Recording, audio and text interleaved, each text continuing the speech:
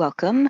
We are now ready to move on to creating confidence interval estimates for an unknown population proportion.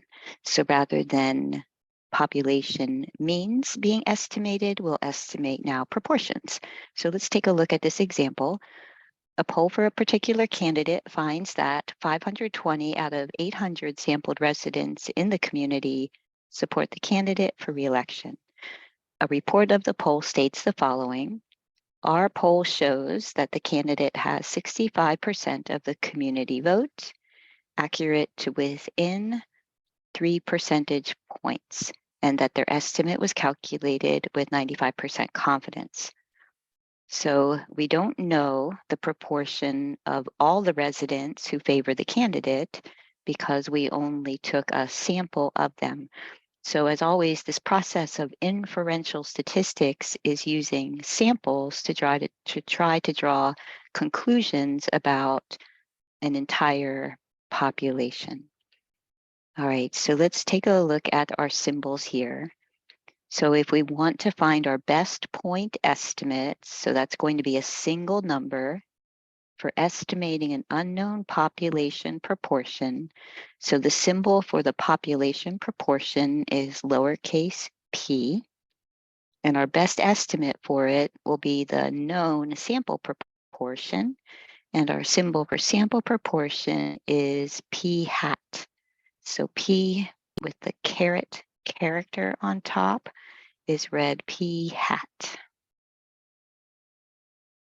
So we'll get to that calculation in a moment. Let's just go through here n. So lowercase n, as always, is our sample size, and that was, in this case, 800.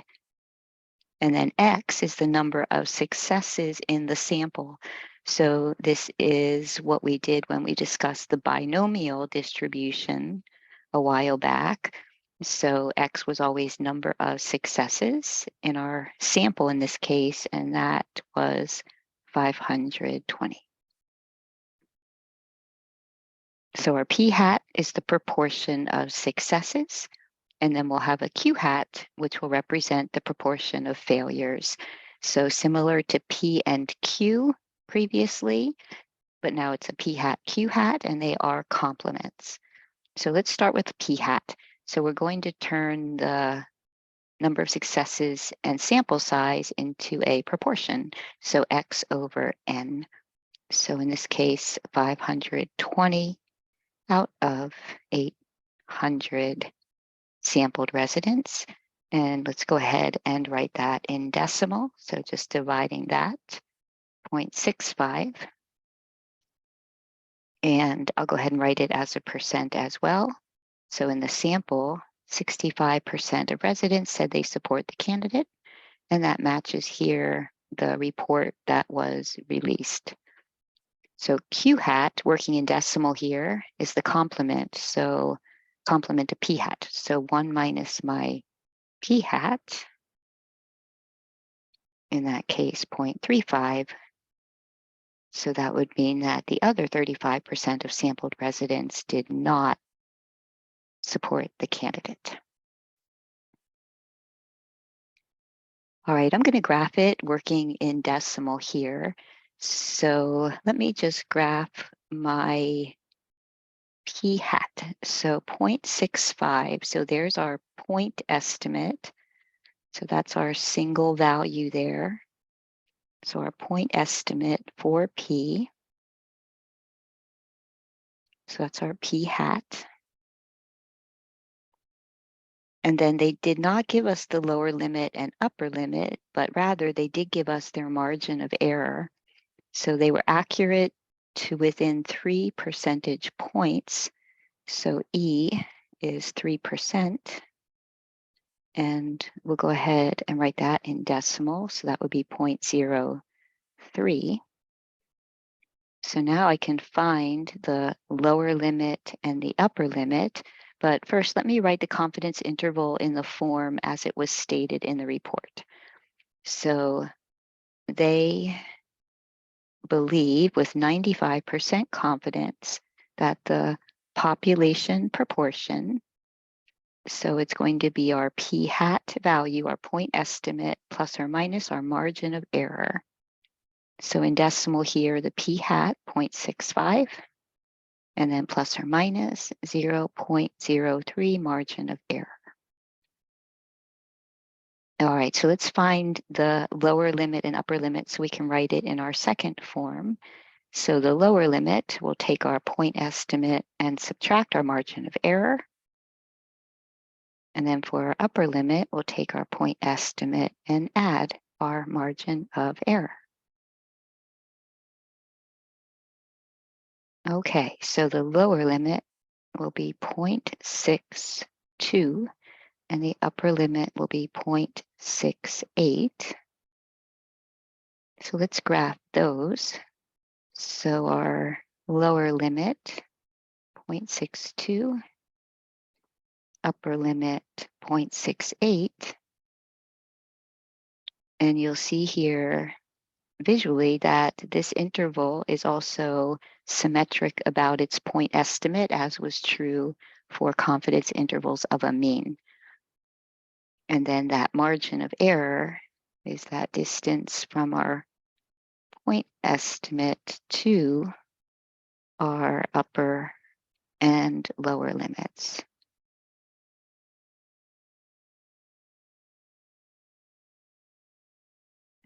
Okay, so let me write it in the second form, this confidence interval.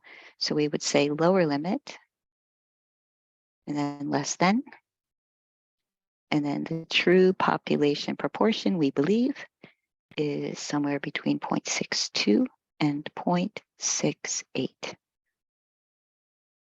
So the report that they released could have been written in the second form.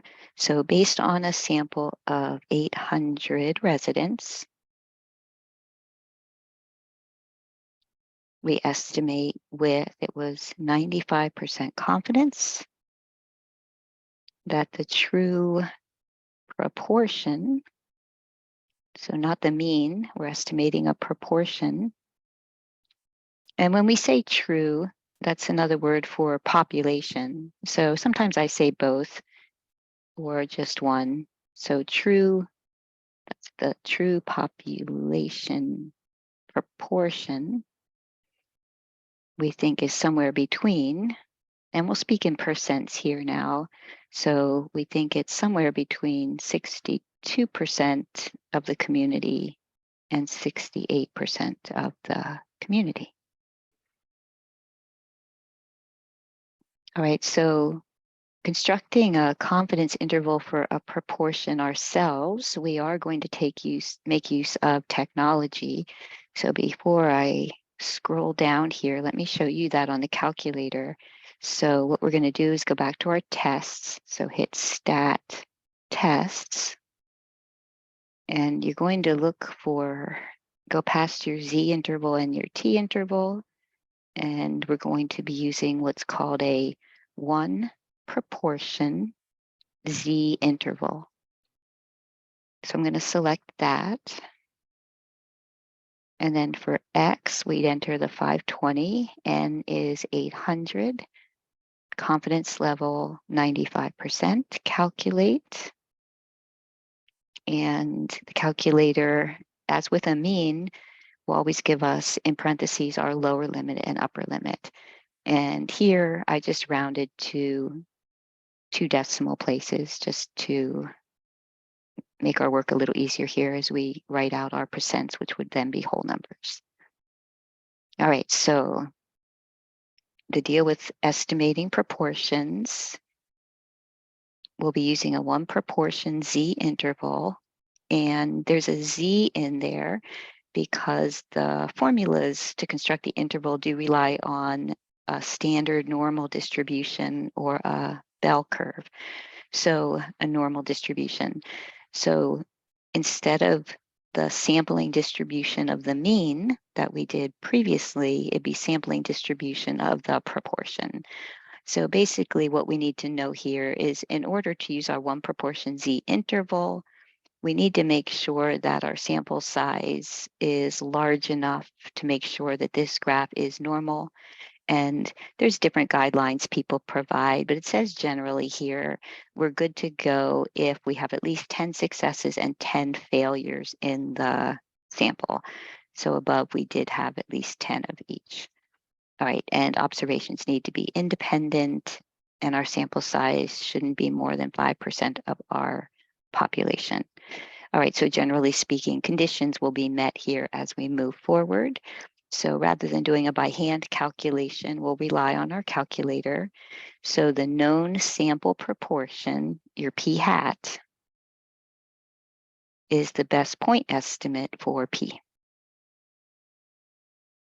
And then we'll move forward and take a look at some more examples.